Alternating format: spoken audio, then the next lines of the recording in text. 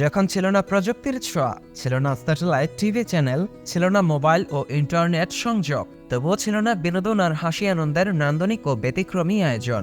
একটা সময় ছিল যখন গ্রাম বাংলায় বায়োস্কোপই ছিল বিনোদনের একমাত্র মাধ্যম। কেননা গ্রাম বাংলায় এই বায়োস্কোপ এতটাই সমাদৃত হয়েছিল, যার ফলে গ্রাম বাংলার সিনেমা হল বলা হতো এই বায়োস্কোপকে। জনপ্রিয়তা ছাড়িয়ে গিয়েছিল শহরের এক প্রান্ত থেকে অপর প্রান্তে। রাজধানীর নবাব পরিবারে বসত বিনোদনের এই আসর। তো চলুন আজকে জেনে নিব এক সময়কার বিনোদনের মাধ্যম বায়োস্কোপ সম্পর্কে আদ্যপ্রান্ত। প্রথমে জানব বায়োস্কোপের উৎপত্তি সম্পর্কে। সালটা তখন 1896। বিদেশি উদ্যোক্তা স্টিফেন্স একদল থিয়েটার কর্মীদের সাথে কলকাতায় আসেন এবং বায়োস্কোপ প্রদর্শন করেন। এরপর 1898 সালের ঘটনা। তখন পূর্বের সেই অনুপ্রেরণা ও উদ্দীপনাকে কাজে লাগিয়ে মানিকগঞ্জের হীরালাল সেন বাণিজ্যিকভাবে দেশের বিভিন্ন স্থানে বায়োস্কোপ দেখানো শুরু করেন। ফলে গ্রাম বাংলার ব্যাপক সমাদৃত হওয়ায় বিনোদনের এক অনন্য মাধ্যম হয়ে ওঠে বায়োস্কোপ।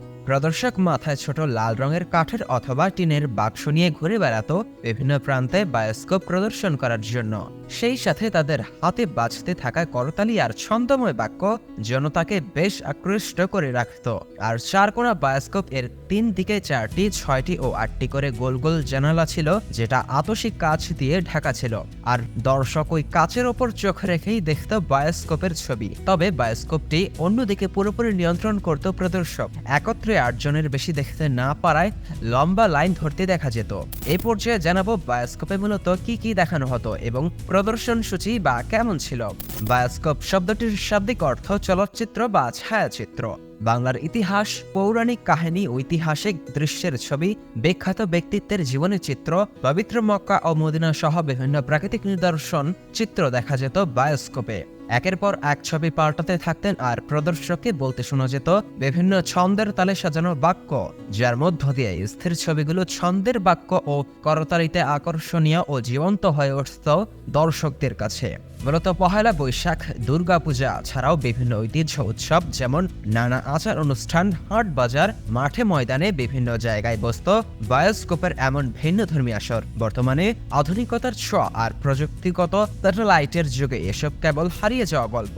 কিন্তু এত বিনোদনের মাধ্যম থাকা সত্ত্বেও নেই পুরনো আমেজ, নেই মানুষের শৈল্পিক সৃজনশীলতা, বস্তুনিষ্ঠ বিনোদন। পূর্বে বায়োস্কোপ যেভাবে মানুষের মনে জায়গা করে নিয়েছিল, এখনকার ডিজিটাল বিনোদন মাধ্যমও সেই জায়গা দখল করতে পারেনি। তাই অনেকেই সেই স্মৃতি খুঁজতে গিয়ে অজান্তেই বলে ফেলেন বেঁচে থাকুক এমন অমূল্য স্মৃতিগুলো। গ্রাম বাংলার হাজে যাওয়া বিনোদন মাধ্যম বায়োস্কোপের মতো এমন ঐতিহ্যবাহী বিষয়ের ভিডিও দেখতে স্কিলফির সাথেই থাকুন।